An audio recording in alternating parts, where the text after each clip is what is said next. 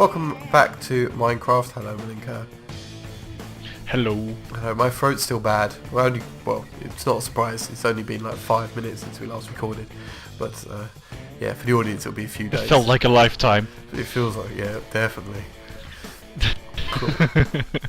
So today we promised Alvearies, but to be able to make some of the components for an Alveary, we've actually got a machine missing from forestry. And I'm hoping Malinka can help with this because I think he's used them before. But fermionic fabricators, are you okay to set one up for me?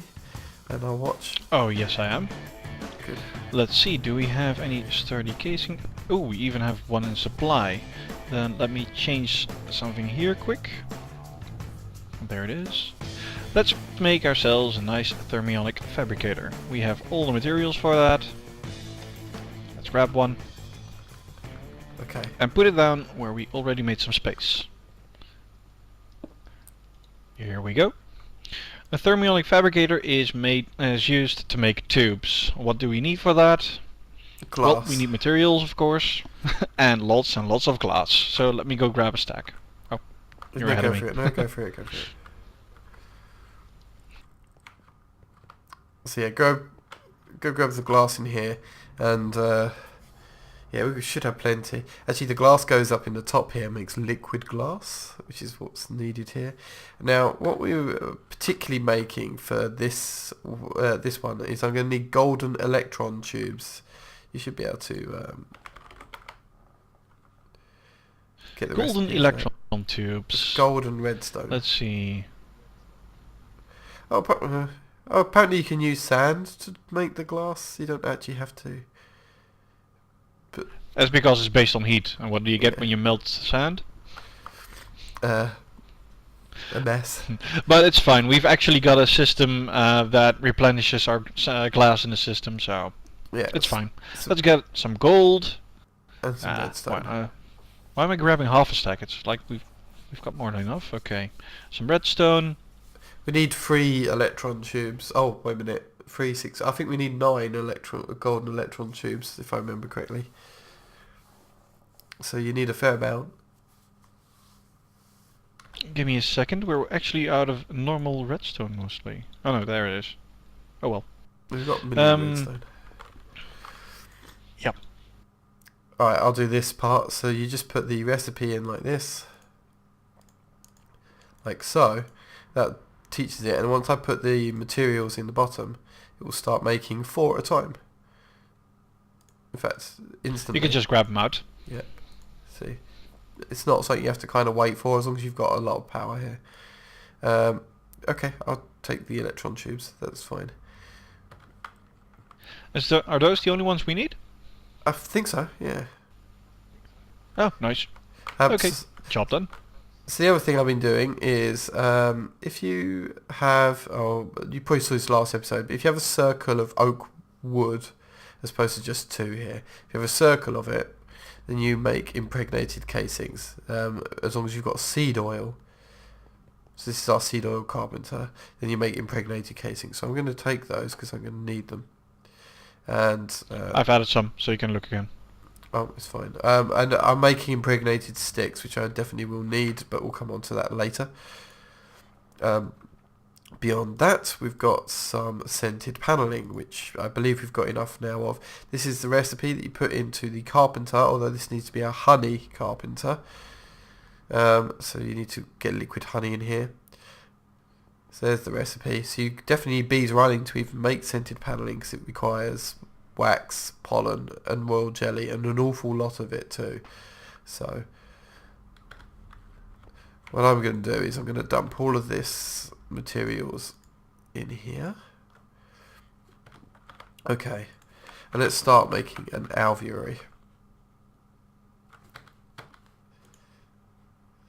So an alveary is made up of, well, what's effectively 27 blocks as the main blocks, and then 9 other types of blocks, but I'll explain that as we build it completely. But the main thing is we need 27 alveary blocks, so I'm going to make those right now.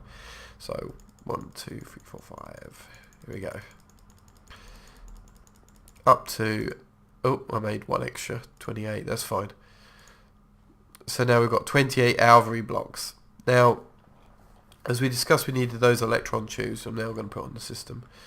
And for that, I'm actually aiming for something called frame housing. So now I've got the recipe for that ready to go. Fun fact about those tubes is that if you want to automate those with something like ME, you'll need a thermionic fabricator for each type of tube you want to make, because the recipe is preset in the machine itself. What? Oh, if you want to automate it. Yep. Yeah. Same with the rolling machine, I think. Yeah. Okay. Can't see any need to automate making golden. Oh, I see. If you're going to have it set up with a AE system, auto crafting with an interface. Yep. Yeah, I guess. Indeed. Anyway, so each alveary block is required anyway, so either use it as the base part of the alveary itself, or you turn it into a different block. So there's actually range shields and the heat things and like a million different type of blocks. But for this particular one, we're making a alveary that's going to be a production alveary, is the way I'm describing it. As in, we want our radioactive bees to be producing a lot more. So I'm actually going to make 3 frame housings and then take the rest of these alvearies. So sorry about my throat. Okay, next we need some of these actually. I actually need 1 more oak slab than the 8 that's there though. So let me just grab this and those. There we go. Right, I think it's time to build. And I think we can probably get away with just placing it in the corner here. I should check the biome. The Badlands is... oh, that's interesting. It's over here. It's in the grove over here. It's not. Well, it's a grove over there, but where I want to place the alveary is the Badlands. It's not a problem actually. We might need heat regulators then. We could do with heat regulators, or I could just change the heat tolerances of the bee, which I'm going to do instead. So, Okay. So I'll build it in this corner, and as you can see, it's just building out like this. Then I'm going to put our frame housing on this level. And I'm going to place it, they need to be accessible to our AE system, these frame housings, so I'm going to try and automate it. I don't know if it's going to work, but I'm going to try and automate it. Oh, God, I can't jump. There we go. But putting it inside also means that we need to do something else about the bees. That's already set up for those bees, as it happens, but Alex, yeah. It is? Ah, cool. Yeah, they work in cave dwelling and nocturnal and the rest of it. I think I've got those all set up. You have to remember that to make radioactive bees in the first place, you have to go through the rocky branch of bees, which by its sheer Oh, nature. good point, yeah. So now I've placed the final thing on top. This multi-block structure has formed itself, which is good news. And if you look inside the alveary, it's something that you would recognise for working with bees. And in here is our frame housing where we put frames, so it's a bit different. Let me get rid of that. Now, I may have to pause recording, so let me just check the bee tolerances at the moment. So these are the bees that I want to work with, is this radioactive queen and these drones. Yeah, that's fine. And I need some honey drops. Here we go. Some. Because my Bealyzer's actually run out of honey drops. Okay, now the ones that are important here is actually in page 2. So our temperature tolerances are 2. So it goes 2 in either direction, and our humidity tolerance is 2 in each direction as well. So I think, if I've got it correct, that might this actually will work. and it's diurnal, which means it works night and day. Nocturnal is night. Oh, Jesus. Flyer means it will work in the rain, and cave means it will work indoors, which is important because we are working on these indoors. Okay. That's good. So those bees are happy bees. So if I place my radioactive queen, actually I don't need its drones right now, I can place the queen in here and it will just start working. Alvearies, just on their own, without any extra frames, are more productive than apiaries. I'm going to pause recording for just a second. Okay, sorry. My cough and cold has been getting the better of me, so hopefully I can speak a little easier now. Already we're seeing... Comb. Yeah, it's already making its combs now. Radioactive bees, they make barren combs and radioactive combs. On a 20% chance per tick, it makes barren combs, and on a 2% chance per tick, it makes radioactive. So it's fairly low chance. I think that's based on apiaries, and in alvearies those percentages go up. Now I'm going to be able to increase those percentages even more by manipulating frame houses. So back to this carpenter where I was making impregnated sticks. I'm going to take those impregnated sticks and drag them over to our terminal here. Actually, this is something you can take over and save my voice, because this recipe requires string, and previously we didn't have a way of gathering string. So Malinka, do you want to take over and explain how we've sorted our string? Made strings? Yeah. Yes, please. So if you will follow me to the ground floor, then we'll start there. There are multiple ways of getting string, but we went for the lazy way. As you can see on this insane number, we've got a lot of UU matter. So we were thinking, okay, how can we abuse that to get ourselves some string?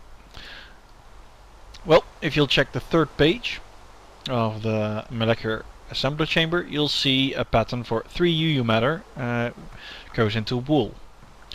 On 3x3 frames, if you put one in both top corners and on the bottom row in the middle, you'll get 12 wool out of 3 UU matter. Can you show that in the crafting And grid? if you macerate... yes, I can. Give me a second. Just use it in the terminal here. Can you... It's fine. Yep. There you go. That's Cool. it basically. Good. And once we've got the wool, we can move up to the second floor. And in this interface, on top of the macerator, I've got set up that if you macerate wool, it'll turn into 1 string. So basically, we turn 3 UU matter into 12 strings. That's the way we've got our string set up. Bit overkill, seeing that there's dozens of other ways, but well, we were too lazy to make another branch of bees. Yeah. So let's start with that then.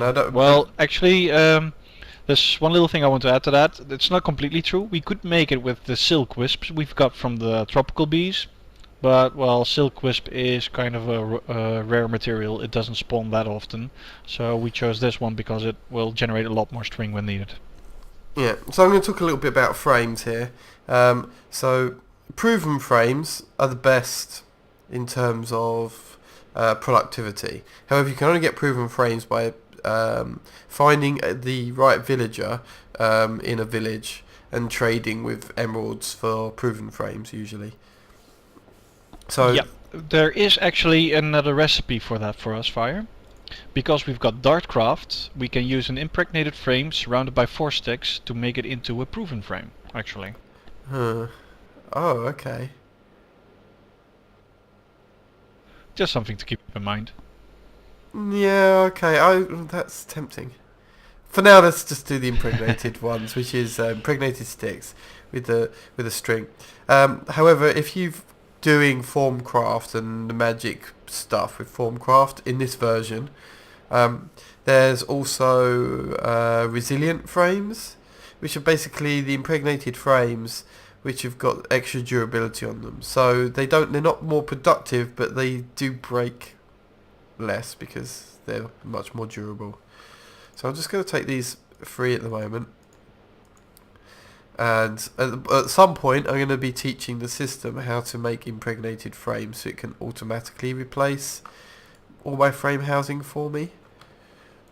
But that's a little bit of infrastructure that it takes a long time, and I'm going to have to do off camera and then show you how we built it, I think. Just it's going to take a while. Okay, so that's that done. Now I need a, I believe, what was it, a fuzzy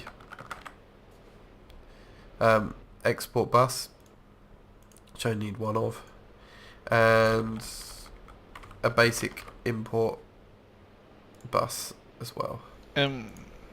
I'll turn off this export bus that's outside, by the way. The one you've still got set up to radioactive. Oh yes please. Yeah, just clear the thing by right clicking so it's not showing radioactive. There we go. That should be fine. Bus. If you need the drones, they're in the system. Okay, thank you. And if I drop this down to here, that's probably okay.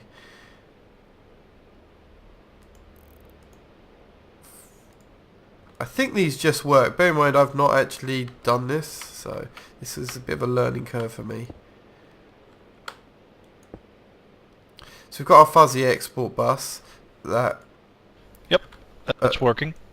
I need a radioactive princess, which I'm not going to have actually for a little while, and a radioactive drone. So here's our drones. So I can at least test this side of it out by putting in the export bus here. Radioactive drones. It's working. And now you should see it's filling up with the drones, which is great news. Okay, I'll just grab those as well. Okay, that's fine. And now it's working, yeah. Will take a while to kill off because I've made it a long life bee. But what I'll do, once it does that, it will stop. And then it will get stuck because I've not taught it how to put a princess in. That's only because I don't actually have a radioactive princess hanging around right now. However, oh look, it's even grabbed the combs out there. So you saw a comb came in and automatically got picked up by the import bus here and brought into the system to be the same way as all the other bees are. But anyway, yeah, so once I've got a princess, then I can actually teach this export bus how to put princesses in here, and then it will be a happy machine. That's it, really. So we've got our frame housing working, and yeah, I don't think there's anything more to say really than that. This is should increase our uranium production quite extensively, that we can actually start thinking, oh look, there's a radioactive comb has actually just come out of the machine. Let's watch it. Oh, nice. So it's being centrifuged right now, and we got an extra uranium. That's 1 uranium. So there we go. So bear in mind that we ran it for 24 hours and only got 18 uranium, and we've been here, what, 15 minutes with the new one, and we've got 1 uranium already. Not even. Yeah. So this is good. Our uranium should be much, much better, so that we can consider going and making a nuclear reactor, which I guess is going to be our next step in the next episode or two. Maybe not straight away, but we'll be working that way anyway very soon. Okay, so before we do that, we'll actually need to automate the frames as well. Yeah, that's... else the production will drop drastically.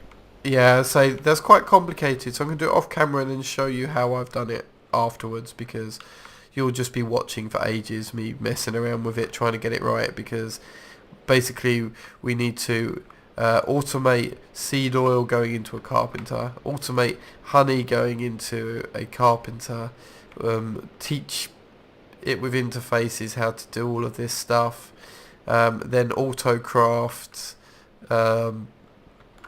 the string and the frames and all sorts of things. It's quite a big system. Anyway, I'll show you it once I've finished it next episode anyway. Okay, I think now's a good time to finish up though. So thank you, Malinka, for helping out, especially while my throat's bad. And I apologise. No worries. Hopefully next episode, because I'm going to leave it a week between recording. Hopefully by next episode my throat's better. Anyway, I hope you're well as an audience and not feeling as grim as me. And leave a comment, subscribe, like, and join us next time. For me and Malinka, thanks a lot. Goodbye. See you next time.